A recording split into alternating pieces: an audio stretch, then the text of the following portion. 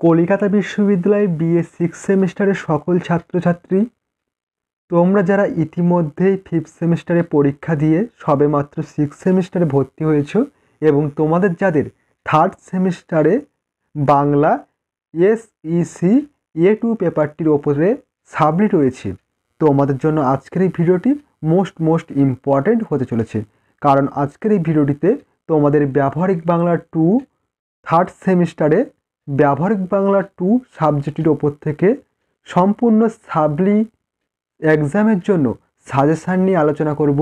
যে প্রশ্নপত্রগুলি তোমরা এখন থেকে প্র্যাকটিস করে গেলে তোমরা সাপ্লি এক্সামে অনায়াসে পাস করে আসতে পারবে এবং ভালো নম্বর স্কোর করতে পারবে। দেখো, তোমরা সাজেশানটি দেখে নাও। সাজেশানে যাওয়ার আগে তোমাদেরকে বলবো, ভিডিওটি ভালো লাগলে অবশ্যই ভিডিওটিতে একটি লাইক প্রদান করো এবং চ্যানেলে নতুন হয়ে থাকলে অবশ্যই চ্যানেলটি সাবস্ক্রাইব করে রেখো এবং এই ভিডিওটি বেশি করে তোমাদের বন্ধুদের কাছে শেয়ার করে দিও। চলো দেখে নাও। প্রথমে দেখো, তোমাদের 10 নম্বরের প্রশ্নের ফাইনাল সাজেশান নিয়ে আলোচনা করব। দেখো, তোমাদের পরীক্ষার খাতায় প্রশ্ন হয়ে থাকে, তোমরা এর আগে পরীক্ষা দিয়েছো, তোমরা জানো। তোমাদের প্রথমে তোমাদের গল্প সূত্র থেকে কাহিনী নির্মাণ করতে হয়। 300 শব্দের মধ্যে তোমাদের গল্প সূত্র দেওয়া থাকে, বেশ কিছু শিরোনাম তুলে দেওয়া হয়। সেই শিরোনাম অনুযায়ী তোমাদের কাহিনী নির্মাণ করতে হয়, নিজের ভাষায় গল্পসূত্র নির্মাণ করতে হয়। এটা তোমাদের কমন আসে না, এটা তোমাদের নিজের ভাষায় লিখতে হয়। এবং অথবা দিয়ে তোমাদের প্রশ্ন হয়, নিম্নলিখিত অংশটি অবলম্বনে একটি চিত্রনাট্য নির্মাণ করো। এখানেও চিত্রনাট্যের সংকেত দেওয়া থাকে, সেটি পড়ে তোমাদের নিজের ভাষায় তোমাদের একটি চিত্রনাট্য লিখতে হয়। এরপর দেখো, এরপর 2 নম্বর যে কোশ্চেনটি করবে, কোশ্চেনটি গুরুত্বপূর্ণ আছে। কবিতা আবৃত্তির ক্ষেত্রে কণ্ঠস্বরের ভূমিকা কি আলোচনা করো। আবৃত্তি শিল্পে আলো ও আবহ সঙ্গীতের ভূমিকা কতটা অপরিহার্য তা আলোচনা করে বুঝিয়ে দাও। বাংলা আবৃত্তি জগতের 2 জন বিখ্যাত আবৃত্তি শিল্পের নাম লেখো। Most important question. এরপর তৃতীয় যে কোশ্চেনটি ছিল 3 নম্বর, কবিতা আবৃত্তির ক্ষেত্রে আবৃত্তিকারকে কোন বিষয়ে সতর্ক হতে হয় তা সংক্ষেপে লেখো। Very important question. 4 নম্বর কোশ্চেন, কলাবৃত্ত বা মাত্রাবৃত্ত বা ধ্বনিপ্রধান ছন্দের বৈশিষ্ট্যগুলি উদাহরণসহ আলোচনা করো। Most important question. এবং 5 নম্বর কোশ্চেন, সাহিত্য ও চলচ্চিত্রের পারস্পরিক সম্পর্ক বিষয়ে সংক্ষেপে আলোচনা করো। Very important question. এবং 6 নম্বর কোশ্চেন, পথের পাঁচালী সিনেমাটির চলচ্চিত্র সংক্রান্ত প্রাসঙ্গিক তথ্যগুলি বিশদে আলোচনা করো। Most important question. এবং 7 নম্বর কোশ্চেন, বাড়ি থেকে পালিয়ে কাহিনীটির চলচ্চিত্রায়ন সংক্রান্ত প্রাসঙ্গিক তথ্যগুলি বিশদভাবে জানাও। এই ছিল তোমাদের 10 নম্বরের মাত্র 6টি কোশ্চেনের সাজেশান। এই 6টি কোশ্চেন অবশ্যই তোমাদের করে যেতে হবে। এই কোশ্চেনগুলি একদমই তোমাদের বাদ দিলে হবে না। এই কোশ্চেনগুলি এখন থেকে ভালোভাবে প্র্যাকটিস শুরু করে দাও, কারণ তোমাদের পরীক্ষার বেশি হাতে সময় নেই আর বেশি বাকি নেই, তোমাদের সামনেই সাবলি এক্সাম। তাই বলবো, এখন থেকে কোশ্চেন অ্যান্সারগুলি সংগ্রহ করে ভালোভাবে পড়াশোনা শুরু করে দাও, অবশ্যই তোমরা উপকৃত হবে। এরপর দেখো, তোমাদের 5 নম্বরের জন্য যে ফাইনাল সাজেশানটি রাখা হয়েছে, দেখো তোমাদের সাবলি এক্সামের জন্য 5 নম্বরের ফাইনাল সাজেশান। প্রথম গুরুত্বপূর্ণ কোশ্চেন রাখা হয়েছে, দেখো, দলবৃত্ত বা শ্বাসাঘাত প্রধান ছন্দের বৈশিষ্ট্যগুলি আলোচনা করো। Most important question. 2 নম্বর কোশ্চেন, অক্ষরবৃত্ত ছন্দের বৈশিষ্ট্যগুলি আলোচনা করো। ভেরি ইম্পর্টেন্ট, তোমাদের সাবলি এক্সামে আসার সম্ভাবনা প্রবল রয়েছে। এরপর দেখো, 3 নম্বর কোশ্চেন ছিল, চিত্রনাট্য ও নাট্যরূপের পার্থক্যগুলি সংক্ষেপে আলোচনা করো। এই কোশ্চেনটিও ভেরি ইম্পর্টেন্ট কোশ্চেন। তোমাদের কিন্তু এবছর সাবলি এক্সামে আসার সম্ভাবনা খুবই রয়েছে। এবং 4 নম্বর কোশ্চেন, আবৃত্তির 5টি উপাদানের নাম লেখো। Most important.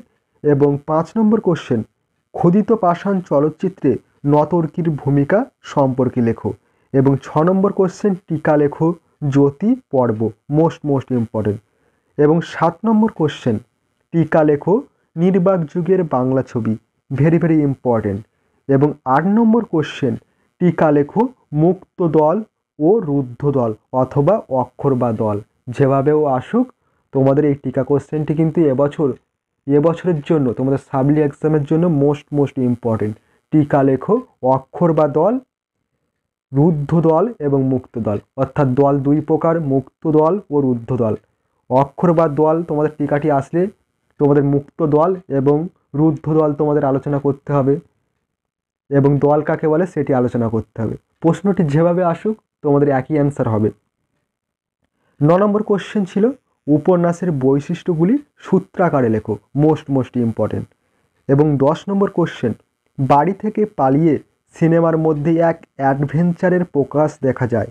কিশোর কাঞ্চনকে অনেক অভিজ্ঞতার ও শিক্ষা লাভের সম্মুখীন করে দেয়। সংক্ষেপে সেই অ্যাডভেঞ্চারের পরিচয় দাও। Very important. এবং 11 নম্বর ইম্পর্টেন্ট কোশ্চেন, একটি গল্পের প্রয়োজনীয় বৈশিষ্ট্যগুলি লেখো, অথবা কোশ্চেনটি আসতে পারে ছোট গল্পের বৈশিষ্ট্যগুলি সূত্রাকারে লেখো বা গল্পের বৈশিষ্ট্যগুলি লেখো। এরপর দেখো 12 নম্বর কোশ্চেন, বাংলা সিনেমায় হীরালাল সেনের গুরুত্ব আলোচনা করো। হীরালাল সেনের গুরুত্ব আলোচনা করো বাংলা সিনেমায়। 13 নম্বর কোশ্চেন, আবৃত্তির ক্ষেত্রে সুস্পষ্ট উচ্চারণের জন্য কি কি সতর্ক নেওয়া প্রয়োজন, সংক্ষেপে লেখো। Most important. নেক্সট 14 নম্বর কোশ্চেন ছিল দেখো, অনুনাদ বলতে কি বোঝো? অনুনাদ কিভাবে উচ্চারণকে প্রভাবিত করে, অথবা অনুরোধ, এখানে বানানটি স্পেলিংটি ভুল রয়েছে, এটি হবে অনুনাদ হবে। অনুনাদ বলতে কি বোঝো? অনুনাদ সৃষ্টির ফলে কোন কোন ত্রুটি হতে পারে তা লেখো। এখানে বানানের স্পেলিংটা ভুল রয়েছে, অনুরোধ হবে না, অনুনাদ হবে। তোমরা দেখে নিও, বানানটির স্পেলিং ভুল রয়েছে। অনুনাদ বলতে কি বোঝো? অনুনাদ সৃষ্টির ফলে কোন কোন ত্রুটি হতে পারে তা আলোচনা করো। প্রশ্নটি এভাবেও ঘুরিয়ে আসতে পারে। এই ছিল তোমাদের 5 নম্বরের মাত্র 14টি কোশ্চেন। তোমাদের 5 নম্বরের কোশ্চেন আসবে তোমাদের পরীক্ষার খাতায় 8টি, সেখান থেকে তোমাদের 6টি অ্যান্সার করতে হবে, অর্থাৎ 30 নম্বর। এবং তোমাদের 10 নম্বরের কোশ্চেন আসবে 6টি, সেখান থেকে তোমাদের 3টি অ্যান্সার করতে হবে, অর্থাৎ 30 নম্বর। টোটাল তোমাদের 5 এবং 10 নম্বর মিলিয়ে 60 নম্বর অ্যান্সার দিতে হবে। এবং তোমাদের এসকিউ কোশ্চেন হবে 20টি অ্যান্সার করতে হবে, 20 নম্বর। টোটাল তোমাদের 80 নম্বরে লিখিত পরীক্ষা হবে। এই ছিল তোমাদের সম্পূর্ণ প্রশ্নপত্রের সাজেশানটি। তোমরা অবশ্যই এই সাজেশান ফলো করে গেলে অবশ্যই তোমরা সাপ্লি এক্সামে অনায়াসে পাস করে আসতে পারবে এবং ভালো নম্বর পেয়ে পাস করতে পারবে, এবং তোমাদের সাপ্লিটি তোমরা অনায়াসে ক্লিয়ার করতে পারবে। এই ছিল আজকের এই ভিডিওটি আজ এই পর্যন্ত। তোমাদের সঙ্গে দেখা হবে পরবর্তী নেক্সট গুরুত্বপূর্ণ ভিডিওটিতে।